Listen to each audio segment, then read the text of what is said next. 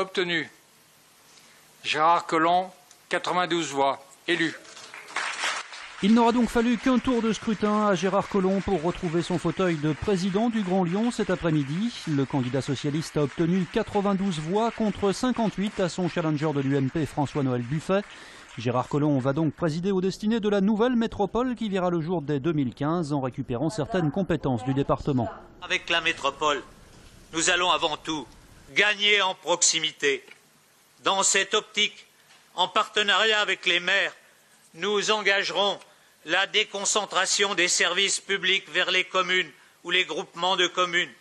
Nous établirons ensemble un pacte de gouvernance métropolitain, véritable contrat définissant les compétences, les moyens financiers et humains qui seront délégués par la métropole aux communes.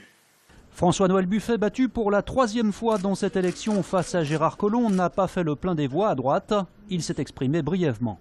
D'abord pour remercier les 58 collègues qui ont voté pour moi.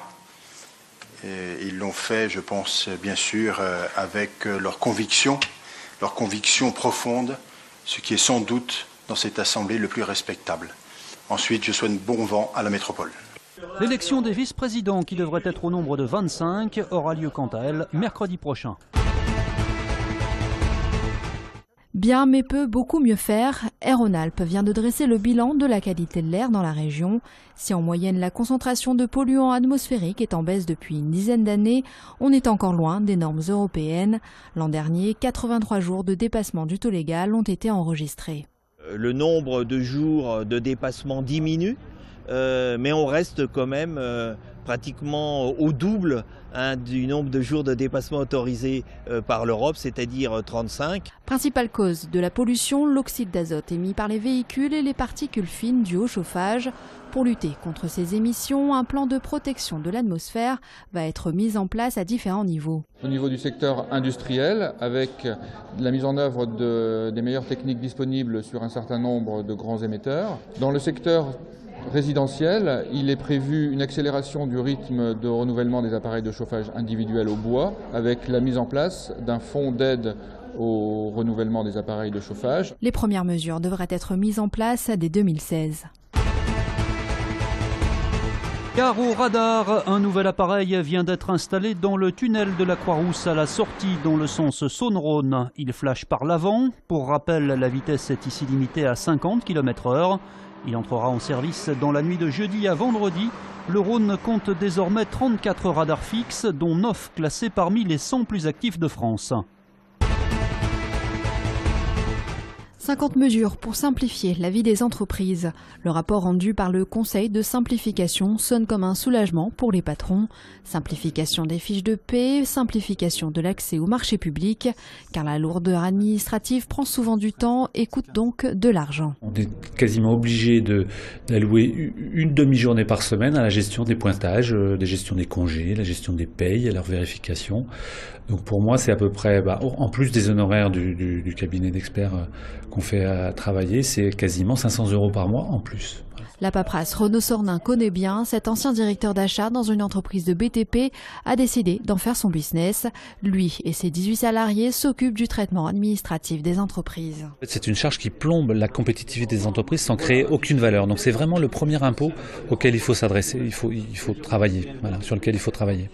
Donc ça peut représenter entre 1 et 2% de la marge des entreprises qui sont consommées dans l'administratif. Selon le CDE, la complexité administrative coûterait chaque année 60 milliards d'euros aux entreprises françaises. C'est une vente aux enchères un peu particulière qui se prépare à l'hôtel des ventes de Lyon-Presqu'île. Demain, près de 200 œuvres de tous les styles et de toutes les tailles vont être mises en vente. La moitié des recettes, elle, sera reversée au foyer Notre-Dame des Sans-Abris. On a déjà eu des manifestations un peu similaires, mais c'est vrai que toute aide est la bienvenue au niveau du foyer Notre-Dame des Sans-Abris. Et celle-ci est particulièrement originale, puisqu'en fait, elle fait appel un peu à la solidarité, mais aussi elle a un aspect un peu culturel qui est assez intéressant. L'essentiel de ces peintures et sculptures a été rassemblé par le peintre et collectionneur lyonnais Gilbert Monin. Âgé de 79 ans et sachant qu'il n'est pas éternel, il n'a pas hésité à faire don de près de 30 années de sa vie, pour la bonne cause bien sûr, mais aussi pour que ses œuvres continuent de vivre. Écoutez, moi je pars du principe que ma collection sera mieux entre les mains du public que dans une cave ou un entrepôt où elle est là depuis 25 ou 30 ans, ou un peu moins. Et je pense que pour les artistes, c'est mieux qu'ils soient vus par plus de monde que simplement par moi quand je vais les regarder dans ma cave. La vente aux enchères commencera demain à 18 h. Les prix de départ varient de 50 à 1 500 €.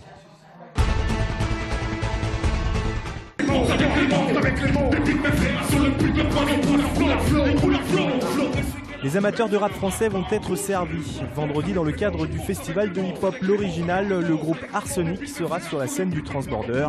Les deux frères Calbo et Lino, qui avaient connu le succès fin des années 90, signent leur grand retour en 2014. Et c'est toujours aussi efficace. Ils partageront l'affiche avec d'autres rappeurs français, comme Seth Gecko.